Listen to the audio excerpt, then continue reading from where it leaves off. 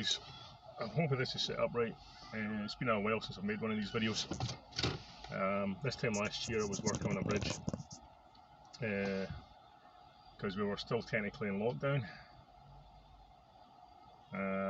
So basically I was, we're not in lockdown, we were on furlough with research, good old Ipsos. Government research had stopped face-to-face, on the doorstep, all of that stuff. That was about, looking at October, November last year. We were still twiddling our thumbs, but then the COVID programme came on, COVID research, which is partially, well, entirely a government project, but it's through commercial companies like Ipsos and IQVIA, and we collect these swabs. These are the bottles. I know you know what a swab is. I don't need to show you a swab there. Anyway, that came online about, well, for me in Scotland about a year ago, and I was working on bridges and stuff because I've still got my my qualifications on the tools, construction. But anyway, this has pretty much dominated the last 12 months for me, this COVID research. It's the only thing, apart from a little bit of housing surveys that we've done, that I've done anyway, with the public. Obviously we're collecting samples, there's a risk factor, we wear PPE. We're now being asked to tag ourselves with a wee device for working at nights. Anyway, I've just done a visit to someone who turns out I'm related to. For the purpose of the video I wouldn't name names, but it's a dearly beloved member of my father's family and our extended family. Contracted the COVID virus about, I think it was the start of the year, and he was in a bad way from pretty much New Year's Day onwards. Checked himself into hospital and spent the next 3 months there. 3 months in a relatively isolated ward, on a ventilator, on and off. His missus was on her own all of that time, as far as I'm aware, possibly with the comfort of other family members. So not a nice experience. I'm only highlighting this really. I'm sure anyone that's had a friend or relative who's had a bad dose of COVID knows what it's about. And if there's an underlying health issue, which for many people there is, I am recommending that you take extra precautions, because I'm starting to see a little bit of a little bit of complacency creeping in. I don't like all the regulations and the whole lockdown thing, I'm not a fan, but over time, through working in this research, I've seen the flip side, and the flip side is it kills people. And it's, it's not playing favourites.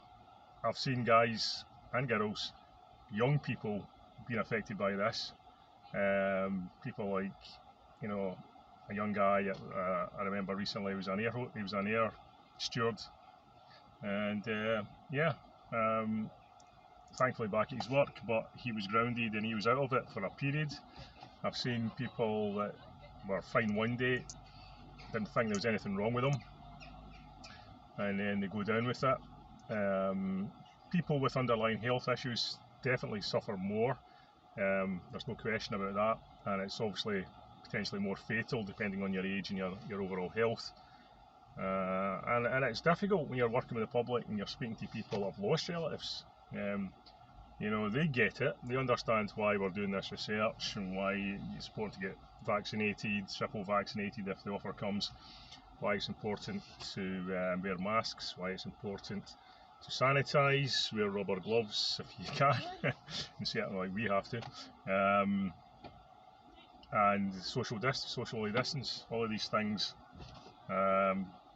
It's not news, we're kind of developed a culture where I think, especially with a lot of younger people, they are doing these things automatically.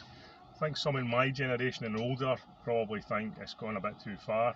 It's understandable because it has infringed a lot of people's freedoms and liberties. It's affected people's work, it's affected people's relationships, mental health issues are through the roof.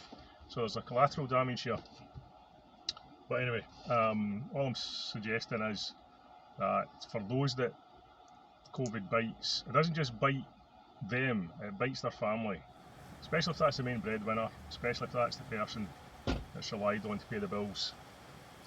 And it bites in other ways because for those that get a mild dose, maybe even asymptomatic, they are discovering 4, 5, 6 months down the road they're picking up symptoms which are COVID indicators, suggesting they've got long COVID.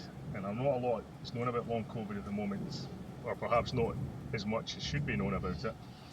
And people are suffering flu-like symptoms, loss of taste, loss of smell, difficulty sleeping, anxiety, low mood, stomach pains, abdominal pains,